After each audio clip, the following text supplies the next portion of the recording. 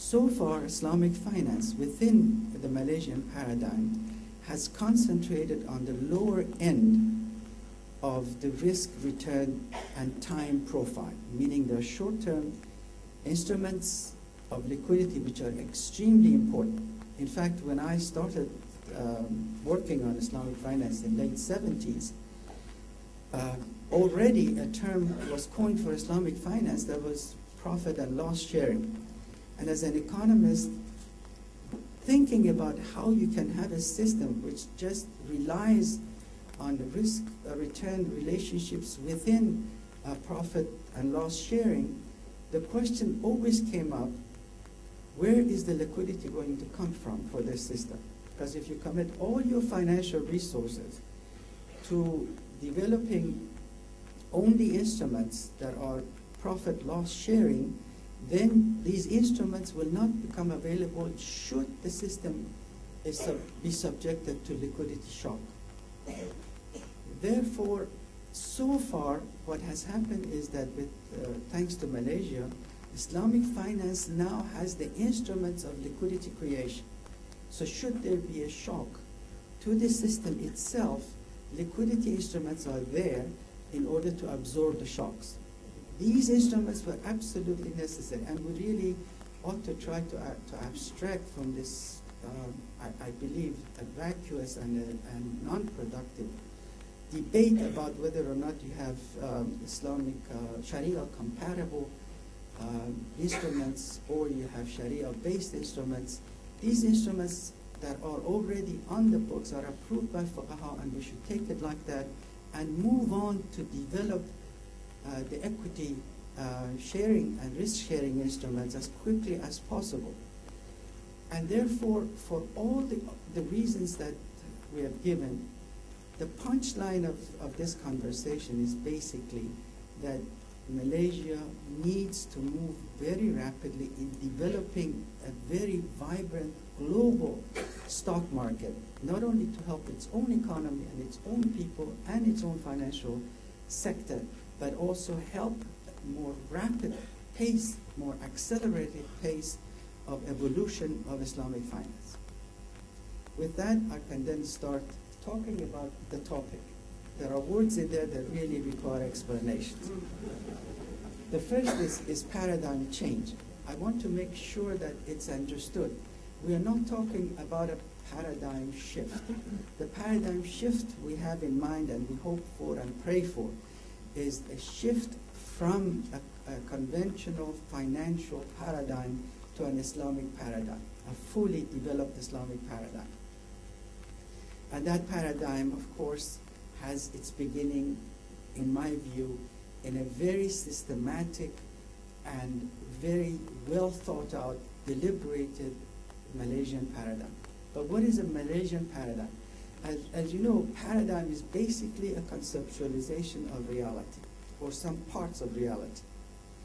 And paradigm usually has some abstract way of thinking, which is, we could call it a model. It abstracts from certain elements of reality in order to be able to handle exactly what this phenomena that is supposed to be explained is going to be handled. And every paradigm must have policy recommendations coming from it. In addition, there has to be a critical mass of practitioners who will take the paradigm and apply it to the real world. Without this, you don't have a paradigm. Fortunately, we have at least partially made the paradigm shift.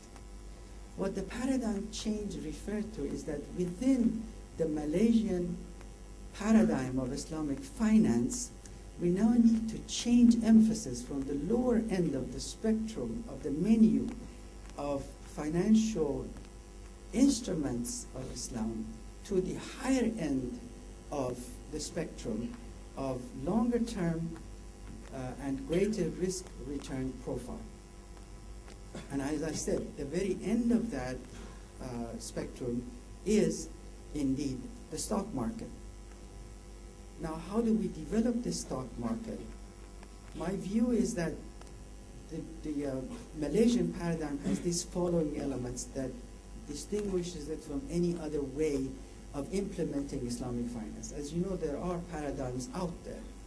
For example, the paradigm of waking up one morning, the government announcing that from today on, we are going to have an Islamic finance.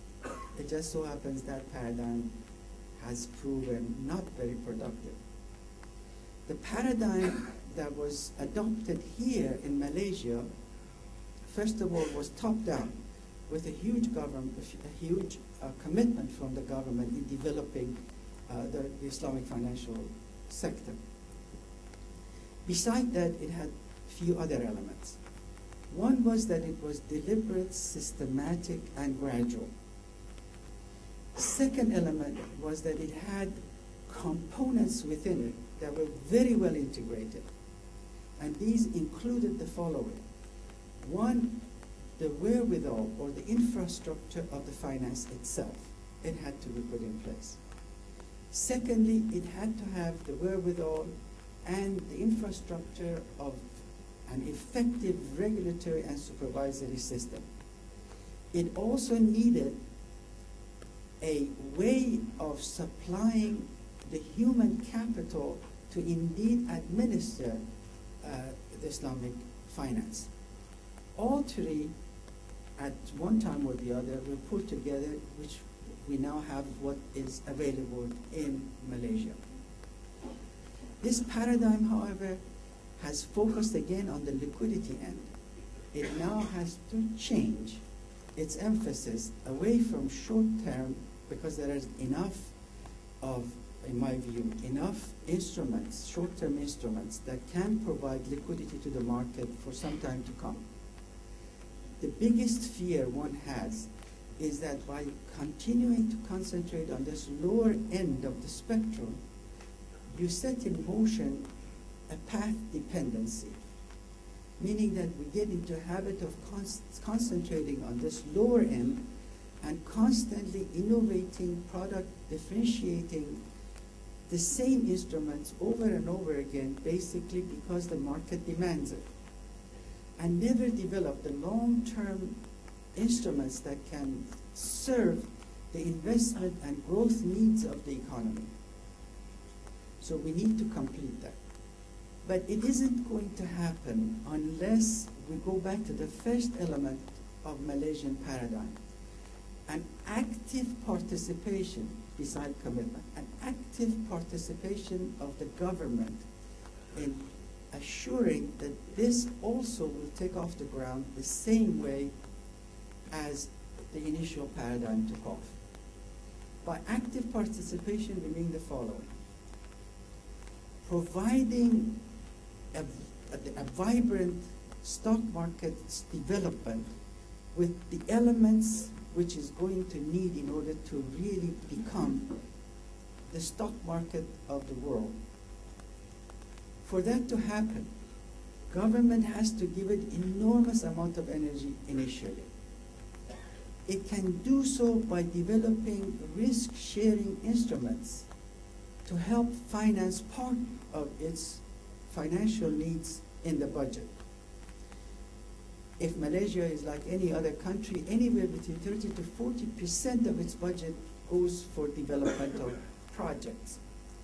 There is no reason not to have ownership of the people in the development of these projects. It does two things. It releases resources that normally come from debt financing. And I have to tell you, according to the data from the World Bank and the IMF, an average developing country pays 5% of its total GDP in interest rate on the money it borrows to finance its budget. And that constitutes 17% of government budgets. Compared to that, only 3% of developing countries' government budget goes to social programs. So consequently, if you take the pressure off of the need to borrow outside, and then focus it on making your own people owners of public goods projects anyway, you have done a number of things. First of all, financial